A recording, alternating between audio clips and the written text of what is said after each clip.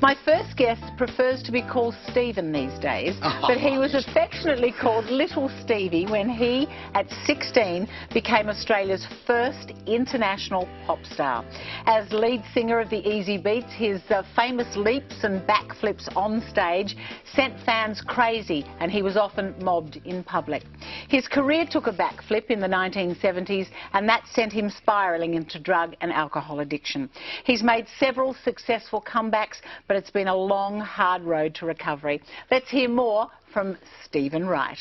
Hello, Susie. Great to see you. Great to be here. Do you not like being called Stevie these days? No, it's just my friends and close people sort of call me Stephen, you know, basically, but I still get called Stevie Wright. It sort of goes better than Stephen Wright. I sound like an architect or something. So an accountant or something, heaven forbid.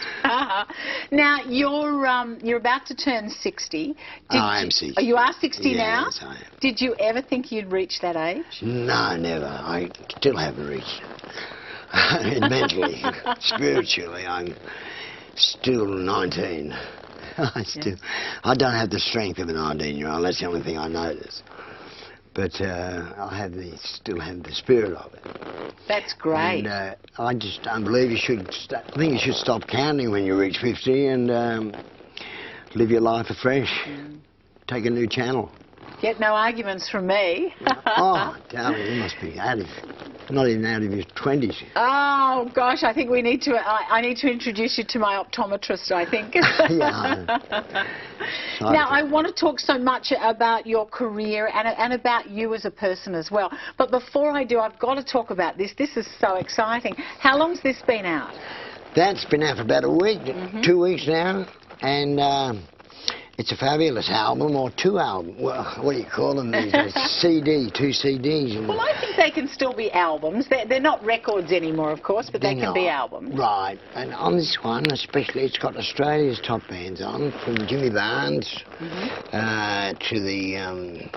No, your notes aren't as clear as my notes. I'll read out some of them. You've got The Living End, you've got The Veronicas, you've got Thirsty Merc, The Cruel Sea. You and Jimmy Barnes do a duet on this. Yeah, an up-tempo one.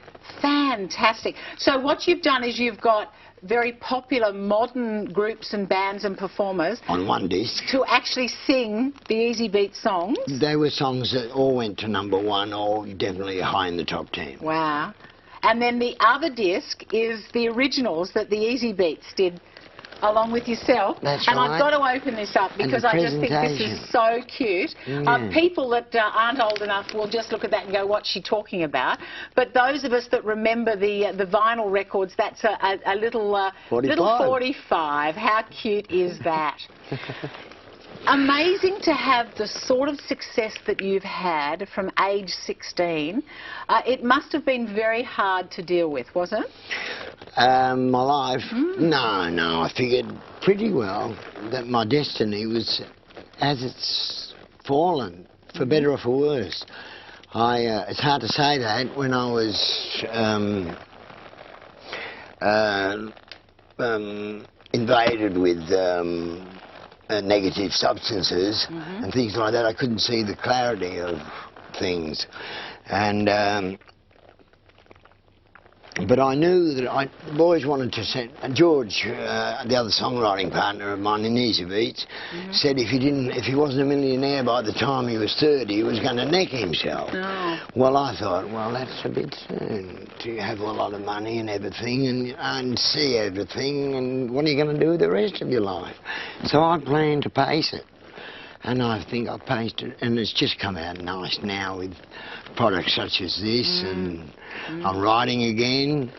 I'm clean as the day I was born. Fantastic. How long have you been clean?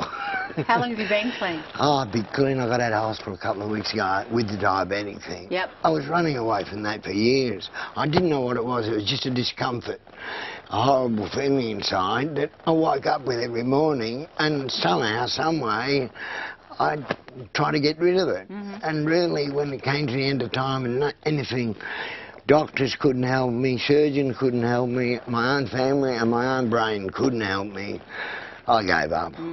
and just said, as I nearly went into a coma, I did go into a coma when the ambulance got here, called me an ambulance.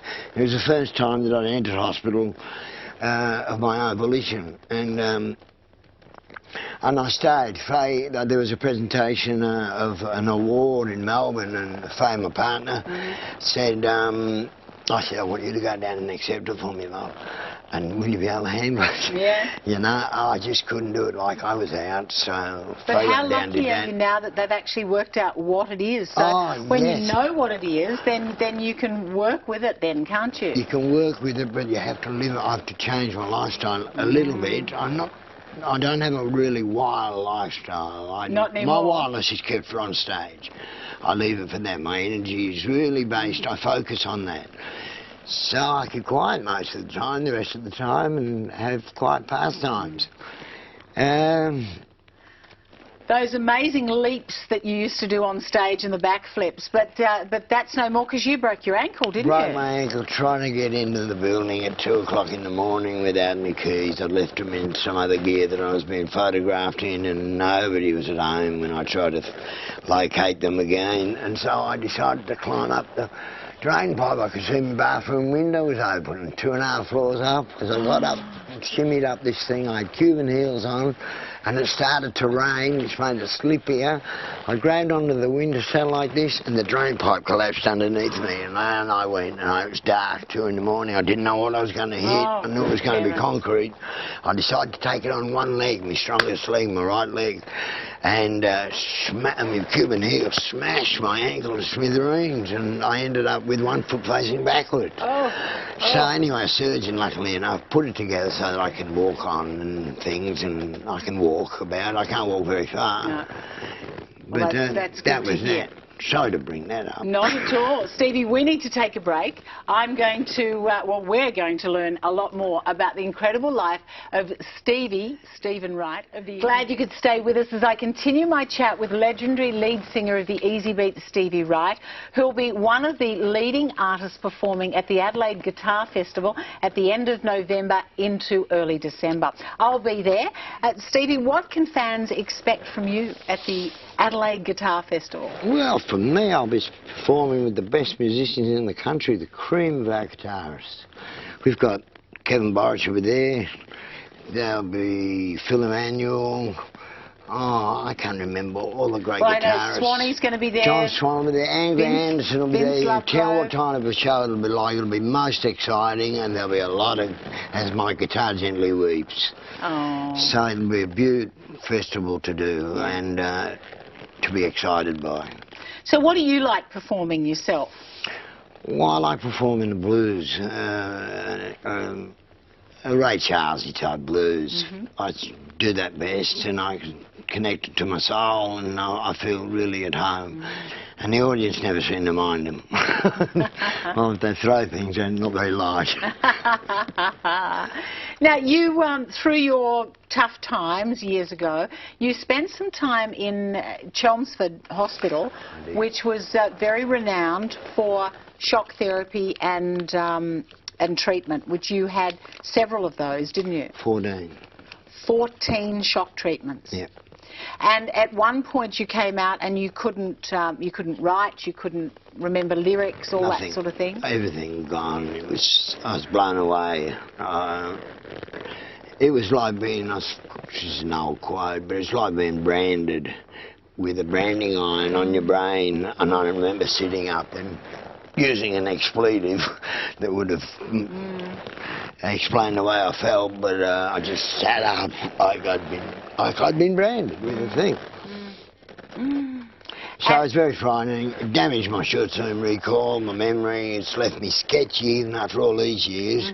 And lucky I've got a partner who fills in the gaps when I lose it. She's been fabulous for you, hasn't she, Faye? She's been a godsend. Do you think she's the one that got you on the straight and narrow, that's kept you clean? Well, I was always on that road. She just enabled me to make it. You were always on that road, did you say? Well, yeah, I remember I said I considered that part of my destiny was to sort of get there slowly and with the right reputation and everything. And I think I've done that. And you've given it all away. You've given up the booze, you've given up the drugs. I haven't drunk for 15 years. You haven't had alcohol for 15 years? No.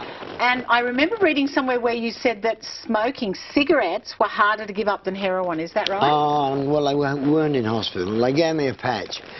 And Faye came to visit me, and I went outside. You had to go outside. I had to walk outside. It was an ordeal and a half to where you could smoke. And I had a cigarette, and she asked me about the patches, and I said, I've still got mine on. No worries, I was smoking. She said, you're supposed to take it off. So anyway, I didn't bother about taking it off and had a few smokes, and I started to spin. And so I got back in and I said, geez, I said, it's pretty strong with the patches on, so I took the patch off anyway. And I never had the desire. They busted me smoking in the toilets the first day in there. I had to try. You're a shocker. Stevie, thank you so much for joining us. All the best. I'll look forward to hearing you performing down at the Adelaide Guitar Festival. I think it'll be sensational. It'll be great to see you there, Susie. Yes, thank you. Now, there's a direct link and details of the Adelaide Guitar Festival and where you can get not only Stevie's autobiography, Hard Road, but where you can get this CD as well, now on our website. Back after this.